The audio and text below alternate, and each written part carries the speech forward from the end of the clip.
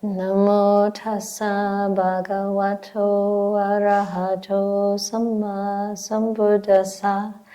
Namo tassa bhagavato arahato samma sambuddhassa.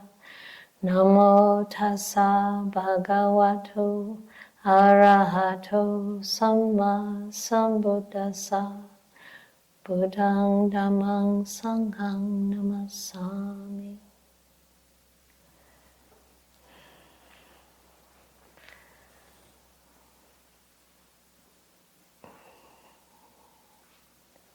So I hope you had some good time with forest energy today and maybe a chance to rest up a little or whatever you need.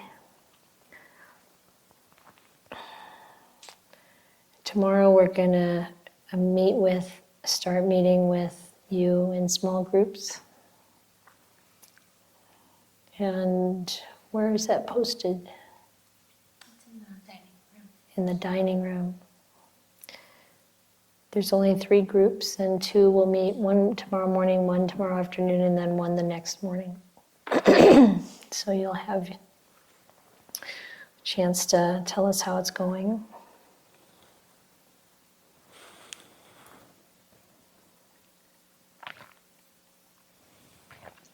Or maybe, I know for me, I always like to hear how it's going.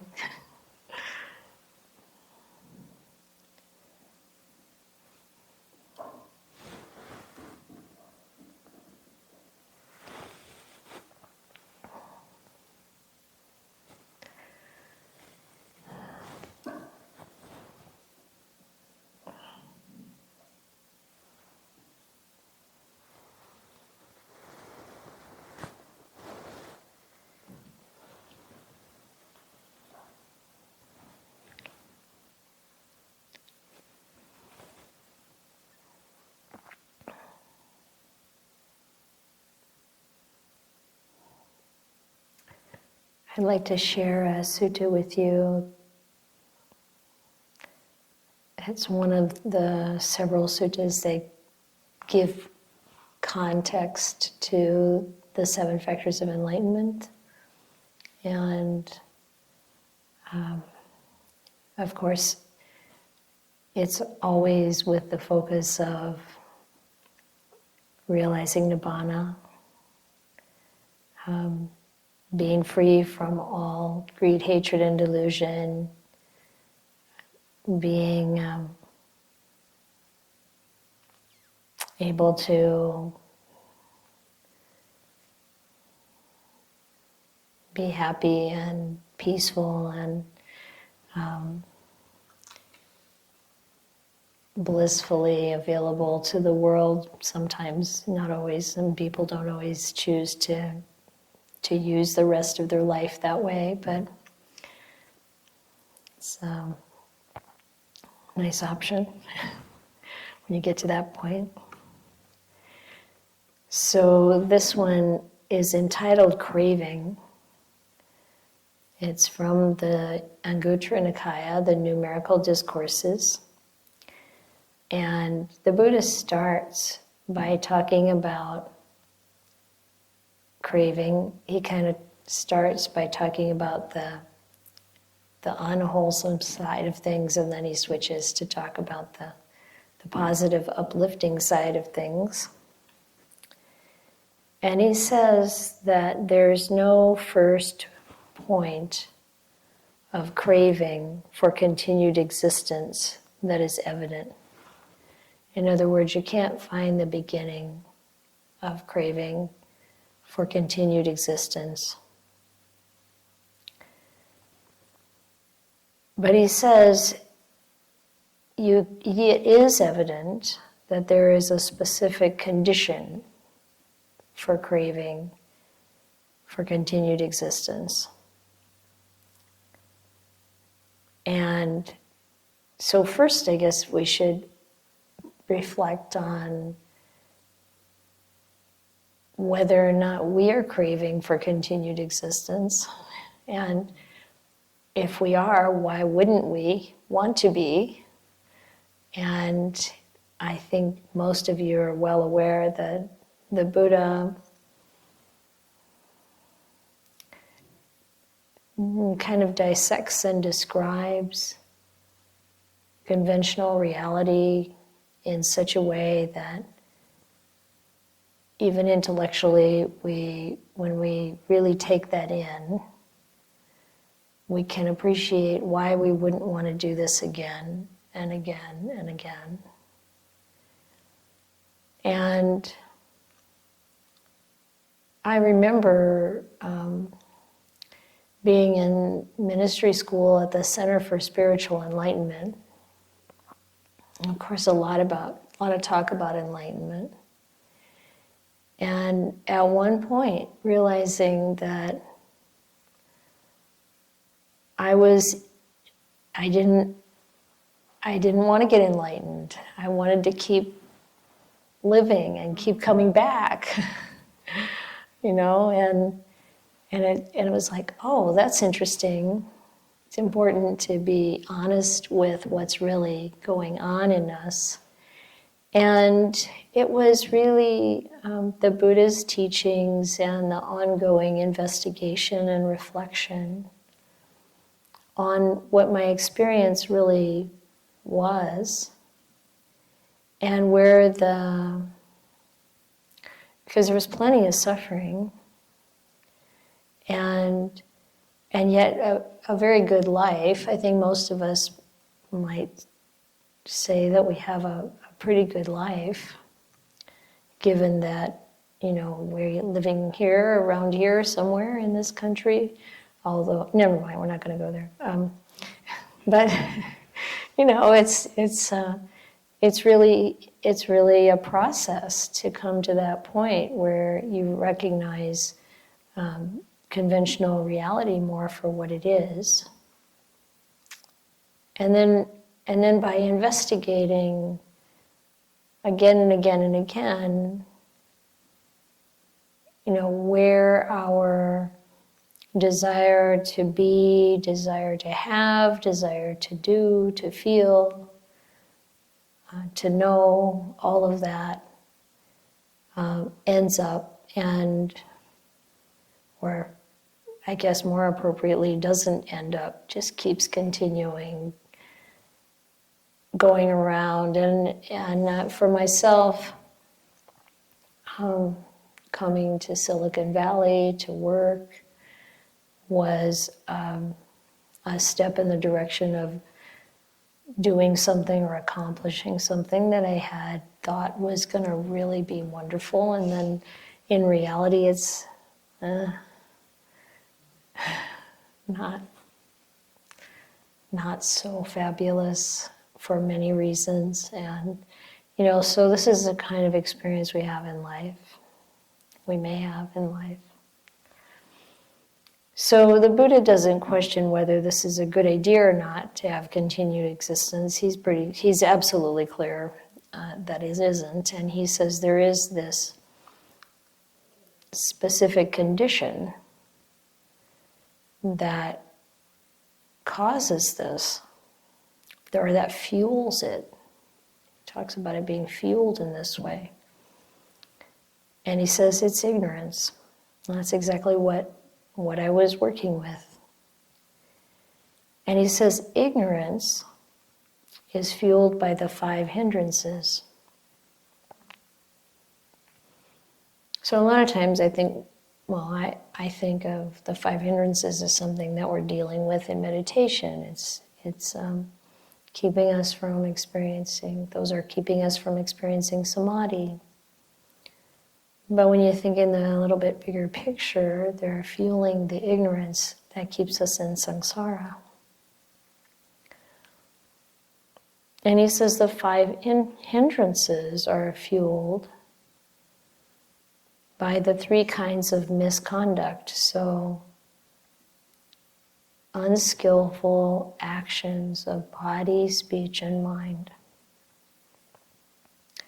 Back to virtue again, or the lack thereof in this case. And the three kinds of misconduct, he says here, are fueled by a lack of sense restraint. So we see, hear, taste, touch, smell, and think things that cause us to behave unskillfully, behave in ways that bring more suffering to ourselves and others.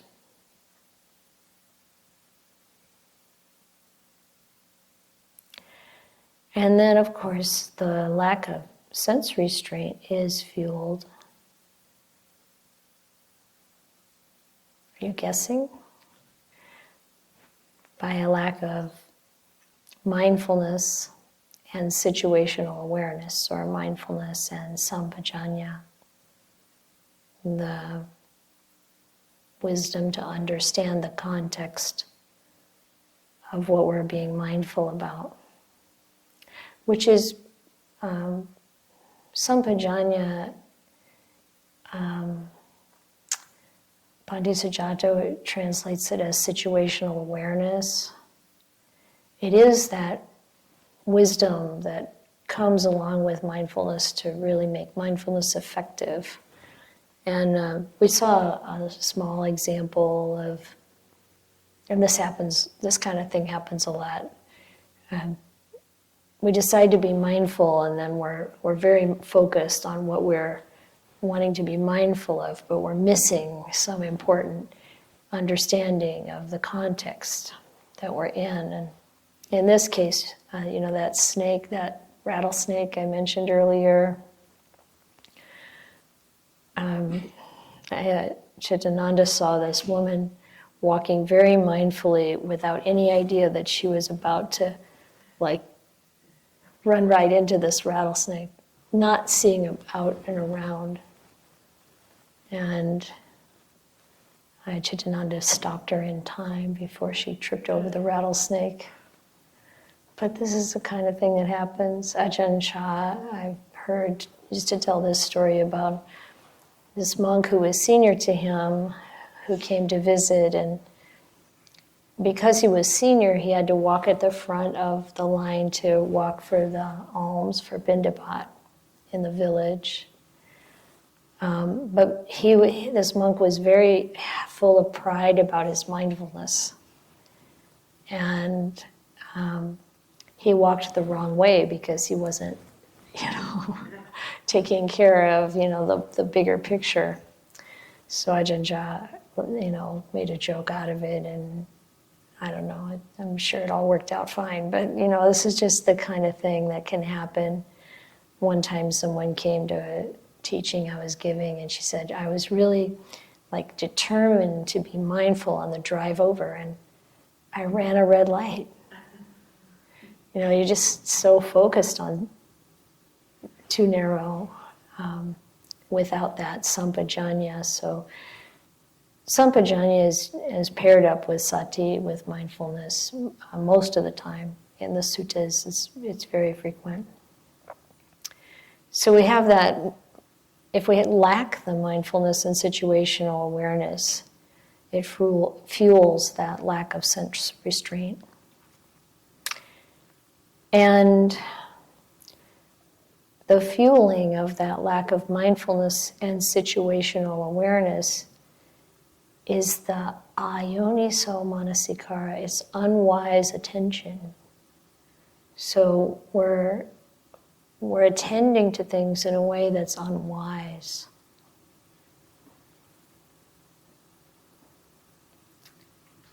And the Buddha said that that's fueled by a lack of faith.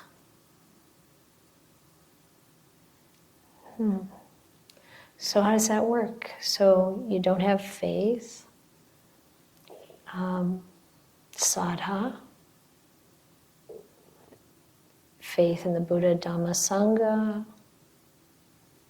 not paying attention to the wisdom that tells us how things work.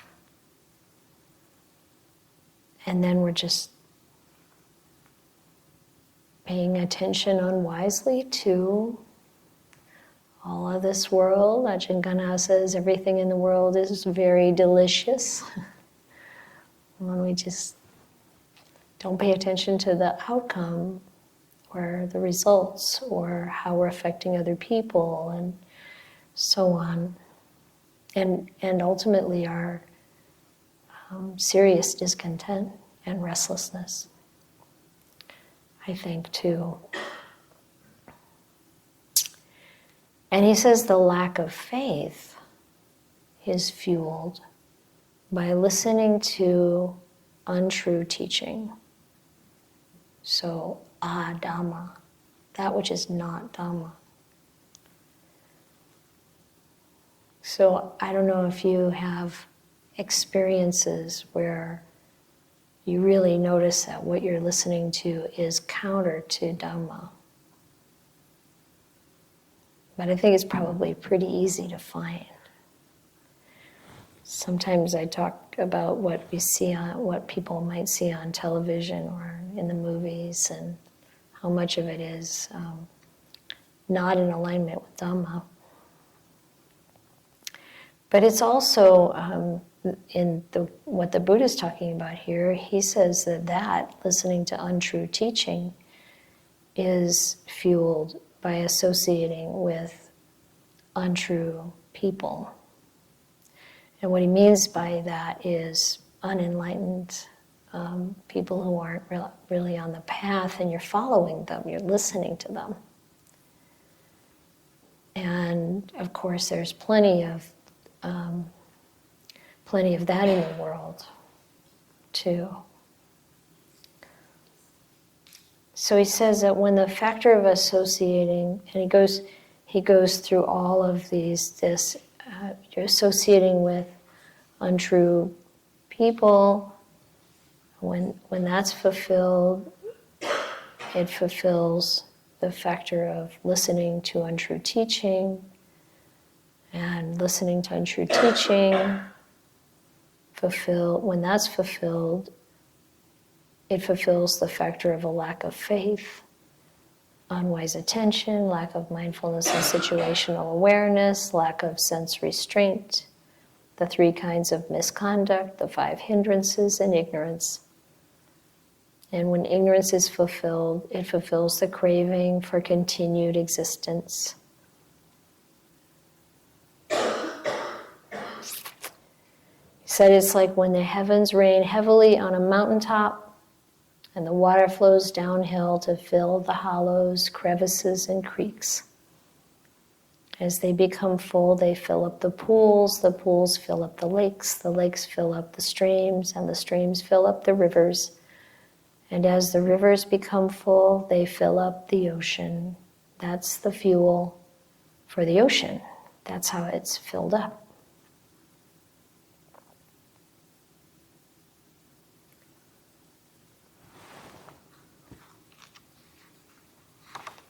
And he goes through it again. Then he says,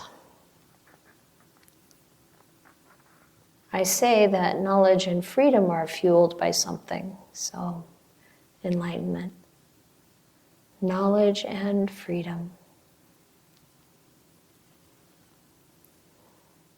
And what is the fuel for knowledge and freedom? Yep, it's the 7 awakening factors. And the 7 awakening factors are fueled by the 4 kinds of mindfulness meditation. So if we feel like we're not experiencing the development of the awakening factors, we want to go back to the 4 foundations of mindfulness and really ground ourselves in it. And then continue to cultivate. And I want to say that cultivation, we want to be able to embrace this with a sense of joy and curiosity and encouragement, and not think of it as something I have to get. And that's really hard given our conditioning where we make goals and strive for them, and success is attaining something. And it sounds so much like this is a path of attainment. And it's spoken of like that a lot of the times. I'm sure I've talked about it like that a lot of the time. But in reality, it's more of a path of unfolding as we put in causes and conditions, and we don't have control over when things click for us, when the penny drops, as Ajahn Sumedho said in one of his talks. It's like we can develop the faith that our good actions will lead to good results. And here, when the Buddha is talking about what fuels things, we put in the causes and conditions of developing our mindfulness, and then we can, be working with, exploring, putting attention on the 7 awakening factors. And if we go at it with a kind of striving, goal-oriented, I'm going to get something, I want to get this. The problem with it is it comes from a sense of self-identity. I want to get it. And that, it isn't the way. None of this is attained by a personal self. So when we start to recognize that we become filled with these qualities and factors, rather than this personality achieving something and then this personality becoming enlightened, the sense of self falls away as we see the way things actually are. And we can't make that happen either, but through investigation, reflection, through the practice of these 7 enlightenment factors and the things that lead up to it. And as we saw in the sutta last night, some of the things we develop in addition to it.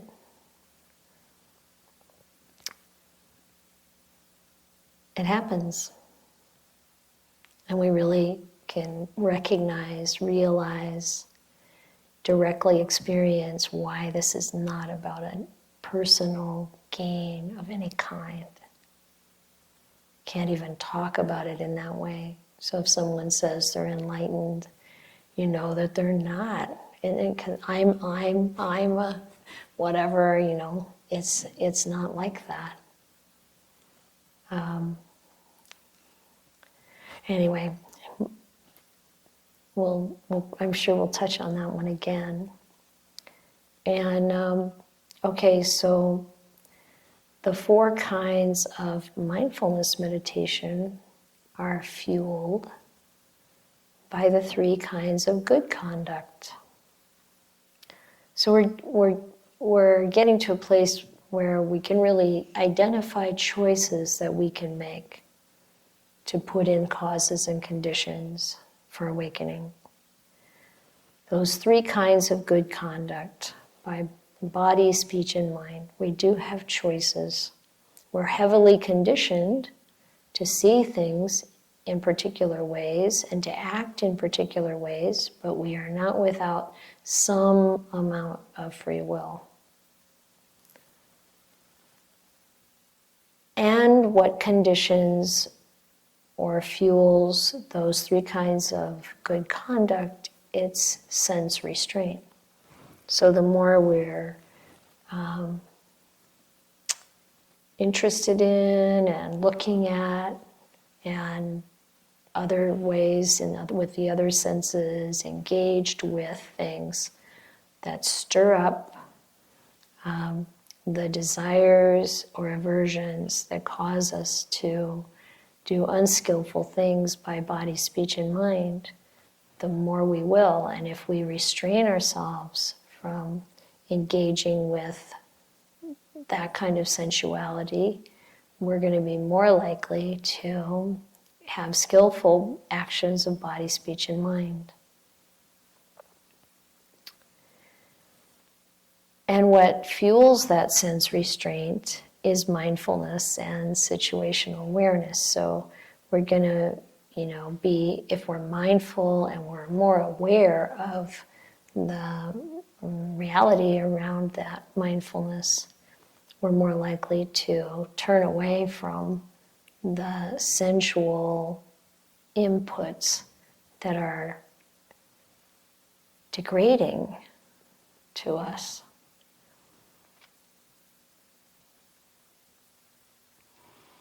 And mindfulness and situational awareness are fueled by wise attention, yoniso manasikara.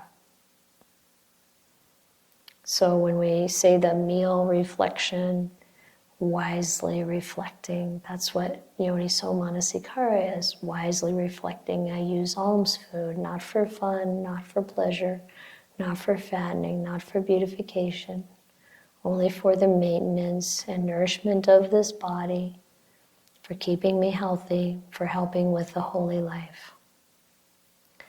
So this is kind of the whole idea, if we use our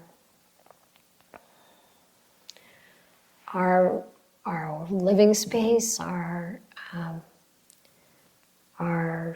clothing, our medicines, our communal spaces, our parks, our oceans, and everything around us with this kind of wise attention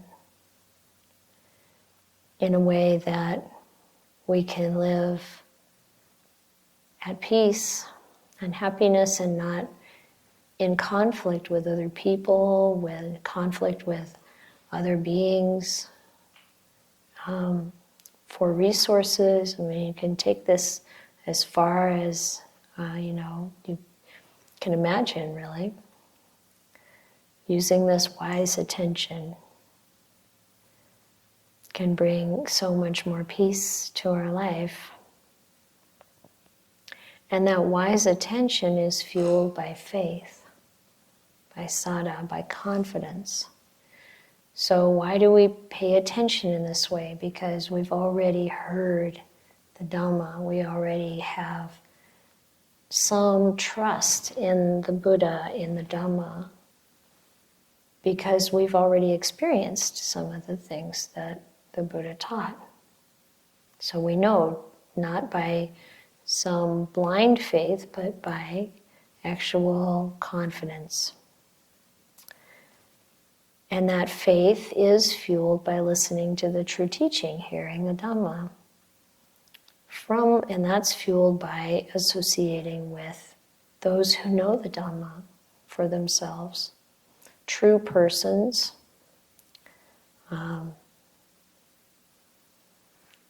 those who have realized some level of awakening. And of course, our Kalyanamitta that are part of our life, you can tell whether they're on track or not by your own experiences with Dhamma. Maybe we often help each other, don't we, as we discuss the Dhamma to understand it and to see what mindfulness, what wise attention looks like, and mindfulness and situational awareness, and so on. So the Buddha said that when the factor of associating with true persons or true people is fulfilled, that fulfills the factor of listening to the true teaching. When we listen to the true teaching, it fulfills the factor of faith, and then wise attention, mindfulness and situational awareness, sense restraint, the 3 kinds of good conduct, and the 4 kinds of mindfulness meditation. and the 7 awakening factors. And the 7 awakening factors, when they're fulfilled, they fulfill knowledge and freedom. It's like when the heavens rain heavily on the mountaintop and the water flows downhill to fill the hollows, crevices, and creeks. As they become full, they fill up the pools. The pools fill up the lakes fill up the streams, and the streams fill up the rivers. And as the rivers become full, they fill up the ocean. That's the fuel for the ocean. That's how it's filled up. So it all starts with associating with people who have gained some level of awakening in the Dhamma. So listening to those teachers, picking it up and really investigating it for ourselves, and really letting that shape our life. So as a collective, there's a lot of practice years in this room and a lot of experience. Most of those steps we've experienced to one degree or another already. And we're looking at like the last big step of the 7 factors of awakening, because we can. I think it's valuable and important to pick up all of the Buddha's teachings. The Buddha didn't hold anything back for more experienced students, really. He said he was an open-handed teacher, because it's, these components of these 7 factors are available to us, to be able to investigate, to learn how to investigate, to be aware of our feelings, our states of mind, and other aspects of Dhamma. Investigating that is, it's available right now. Mindfulness is available right now. We all know how to bring up energy. We know what the kinds of situations are that deplete us energetically, psychologically, or physically. And we have hopefully the resources, the context, certainly here in this situation, to be able to take care of our body and mind in a way that we can bring up energy and apply it. And I think if we look at all of those factors, we've experienced them to some degree. And now we have an opportunity, as we practice, to invite more exposure to those factors. And this is the theme for this retreat, but you might be really engaged in something else, which is fine too.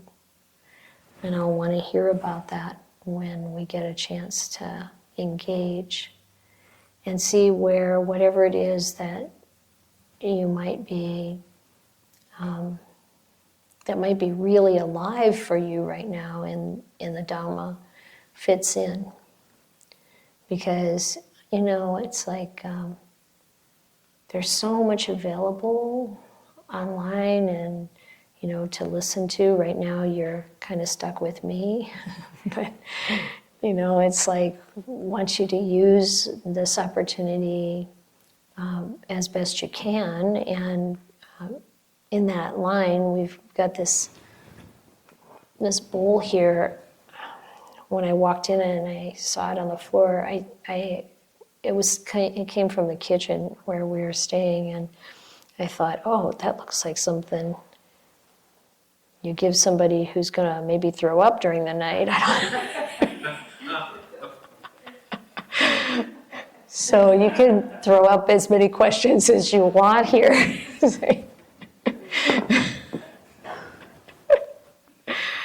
And then that will give me some cues about what to put attention on.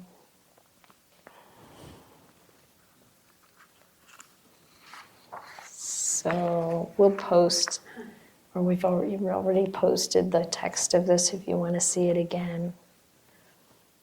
And then there's one more. What?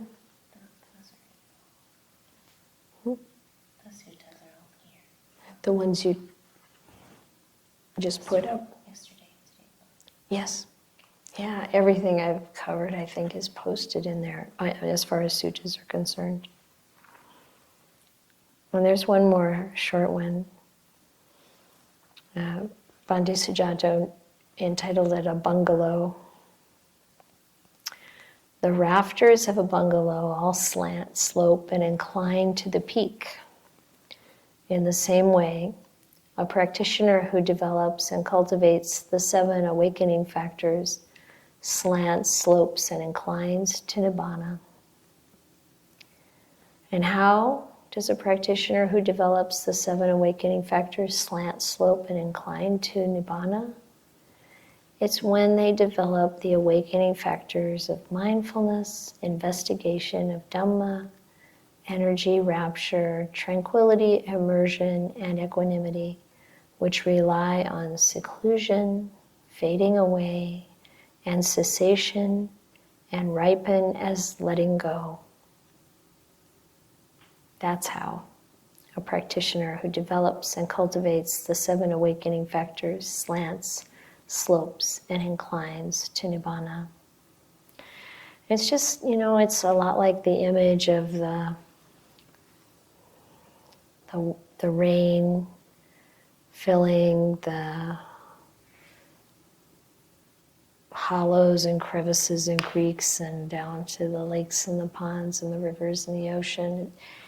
The Buddha gives it such a natural process. And we need to put our attention in the right places and make the right choices or make good choices. But even some unskillful choices teach us, if we want to learn, if we want to grow and develop, that natural process happens. And it brings, as I'm sure you've all seen, brings so much freedom and relief all along the way that builds our confidence, our saddha, our faith, that we're on the right track. And I also feel so much that way when I look to the teachers of Dhamma. And it's not just in the Thai forest tradition or in Theravadan Buddhism, but you find teachers of Dhamma in a lot of places. Anywhere in the world, other religions, other strains of Buddhism. If someone really has an experience of freedom and release, they might be using a different kind of language to describe it, but it's the same thing. And to recognize that by taking that in, what they have to say in their experience, and seeing how can I work with this or play with this or come to know this for myself. And the less stress we put on that process, the better it'll be. And the less attention we pay to our minds that, throw up all kinds of doubts and guilt and other things that we've acquired along the way that are down pulling. And also those things that encourage us to be careless and wild, anxious and worried, and so on. You know, we've probably all got a pretty good idea of what's wholesome and what's unwholesome, what's helpful and what isn't. And to accept that these things come up in our minds, in our life, from the past, all that conditioning, those habits, even when we know better, we still fall into it because it's just such a deep groove. But we can change it. Take our time, be persistent, help each other. So that's all I'm going to say, I think, tonight. Thank you for listening.